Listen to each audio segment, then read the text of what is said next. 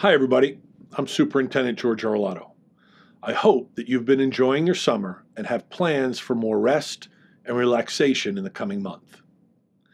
As the calendar turns to August, however, we become more focused on the start of the new school year. For us, that is Wednesday, September 8th. If you have not yet signed your student up for school this year, please do so as soon as possible by calling your student's school. I don't know about you, but I am particularly excited about the start of this school year.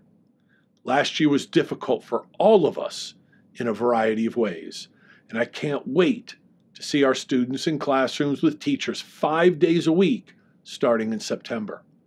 I want to see full classes of musicians and vocalists in music and chorus, students working together in science and reading groups, and eating in the cafeterias, all with as much physical distancing as is appropriate and which we can provide.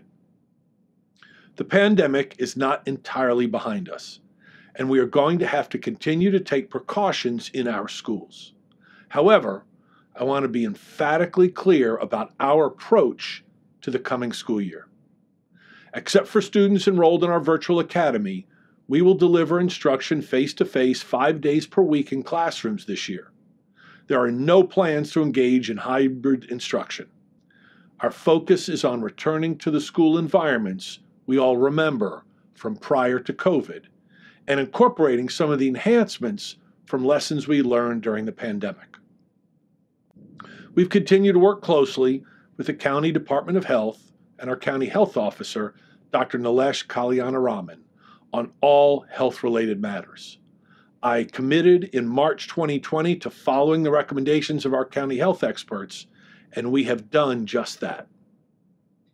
Dr. Kalyanaraman, taking into account guidance from the Centers for Disease Control and Prevention and the Maryland Department of Health, has provided us a series of recommendations, and I have accepted them into our reopening plan. Indoors at schools, all students and staff, regardless of age or vaccination status, will be masked except in limited circumstances. Those include eating, choral and theater classes, and band and string classes. You can read details about those exceptions in a letter I've posted online at www.aacps.org/2122 update. In line with action taken by the county, effective Monday, August 9th, employees, contractors, and visitors in our central and satellite offices and our schools will be required to be masked at any time during which they are in the proximity of someone else, regardless of age or vaccination status. Masking, of course, especially indoors, provides an additional level of protection in reducing the risk of COVID-19 transmission. Dr. Kalyanaraman believes, and I concur, that the masking protocols he is recommending give us the best possible chance to keep our students and staff safe and keep our schools open for the entire academic year. In accordance with state and federal protocols, all students and staff must be masked at all times on school buses. Outdoors, we will not require any masking of students or staff, but we will expect that activities are conducted in ways that allow for the maximum possible physical distancing. It's important to understand that there may be exceptions to our indoor and outdoor protocols at schools on Fort George G. Meade, where federal directives take precedent. As an added measure to minimize the impact of COVID-19, we are discussing with the Department of Health launching a surveillance testing program in schools that will operate on a voluntary basis for students with family consent and staff. We will provide further details about that program when they are finalized. We will also continue the cleaning measures that served us well last spring. Those will include regular wiping down of frequently touched surfaces and weekly spray sanitizing of classrooms and hallways. There will almost certainly be adjustments to our protocols as the year progresses, but our goal is to keep our buildings open from September 8th through June 21st, the scheduled last day of classes for students.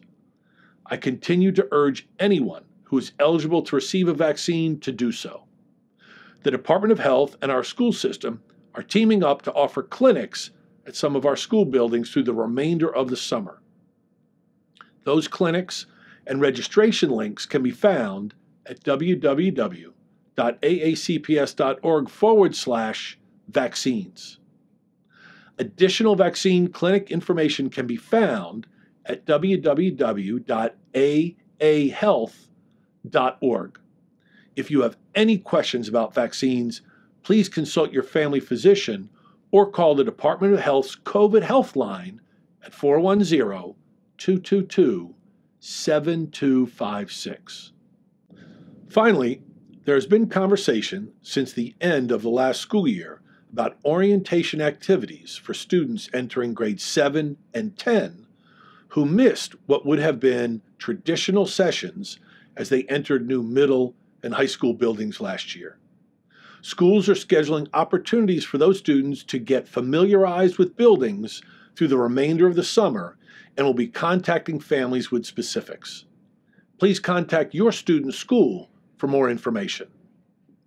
I can feel the excitement for this school year everywhere I go in the county. Our team has worked incredibly hard for many months to make this year awesome. I thank you for your help in that effort. Have a great remainder of the summer, and I can't wait to see you at school in September.